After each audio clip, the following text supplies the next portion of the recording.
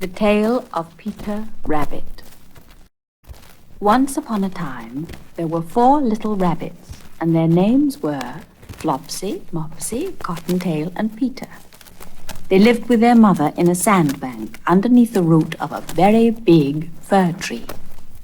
"Now, my dears," said old Mrs. Rabbit one morning, "you may go into the fields or down the lane, but don't go into Mr. McGregor's garden. Your father had an accident there. He was put in a pie by Mrs. McGregor. Now run along and don't get into mischief. I am going out." Then old Mrs. Rabbit took a basket and her umbrella and went through the wood to the baker's. She bought a loaf of brown bread and 5 currant buns.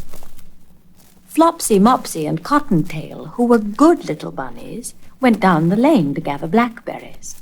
But Peter, who was very naughty, ran straight away to Mr. McGregor's garden and squeezed under the gate. First he ate some lettuces and some French beans, and then he ate some radishes. And then, feeling rather sick, he went to look for some parsley. But round the end of a cucumber frame, whom should he meet but Mr. McGregor? Mr. McGregor was on his hands and knees planting out young cabbages, but he jumped up and ran after Peter, waving a rake and calling out, "Stop, thief!" Peter was most dreadfully frightened.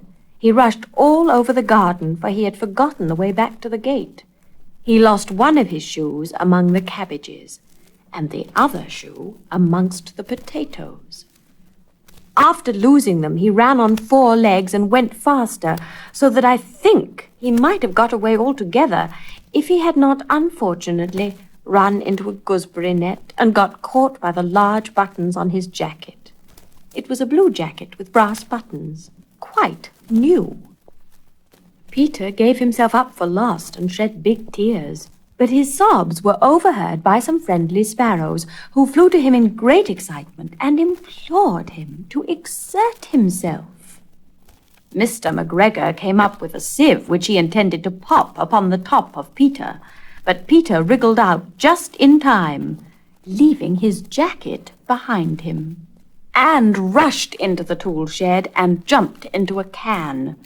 It would have been a beautiful thing to hide in, if it had not had so much water in it.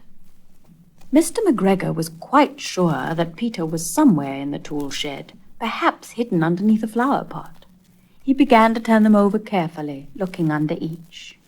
Presently Peter sneezed. "Gertie, shoo!"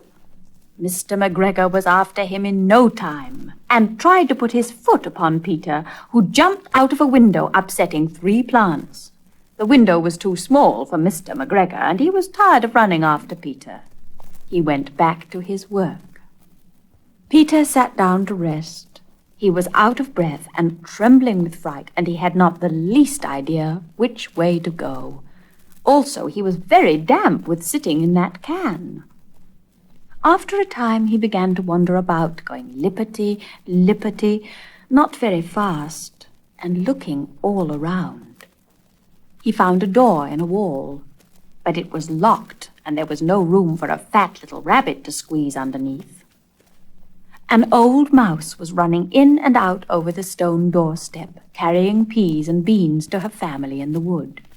Peter asked her the way to the gate, but she had such a large pea in her mouth that she could not answer. She only shook her head at him. Peter began to cry. Then he tried to find his way straight across the garden, but he became more and more puzzled. Presently he came to a pond where Mr. McGregor filled his water cans. A white cat was staring at some goldfish. She sat very, very still, but now and then the tip of her tail twitched as if it were alive. Peter thought it best to go away without speaking to her. He had heard about cats from his cousin, little Benjamin Bunny. He went back towards the tool shed, but suddenly, quite close to him, he heard the noise of a hoe. Scritch, scratch, scratch, scritch, Peter scuttered underneath the bushes. But presently, as nothing happened, he came out and climbed upon a wheelbarrow and peeped over. The first thing he saw was Mr. McGregor hoeing onions. His back was turned towards Peter, and beyond him was the gate. Peter got down very quietly off the wheelbarrow and started running as fast as he could go along a straight walk behind some blackcurrant bushes. Mr. McGregor caught sight of him at the corner, but Peter did not care. He slipped underneath the gate and was safe at last in the wood outside the garden. Mr. McGregor hung up the little jacket and the shoes for a scarecrow to frighten the blackbirds. Peter never stopped running or looked behind him till he got home to the big fir tree. He was so tired that he flopped down upon the nice soft sand on the floor of the rabbit hole and shut his eyes. His mother was busy cooking. She wondered what he had done with his clothes. It was the second little jacket and pair of shoes that Peter had lost in a fortnight. I am sorry to say that Peter was not very well during the evening. His mother put him to bed and made some chamomile tea, and she gave a dose of it to Peter, 1 tablespoonful to be taken at bedtime. But Flopsy, Mopsy, and Cottontail had bread and milk and blackberries for supper.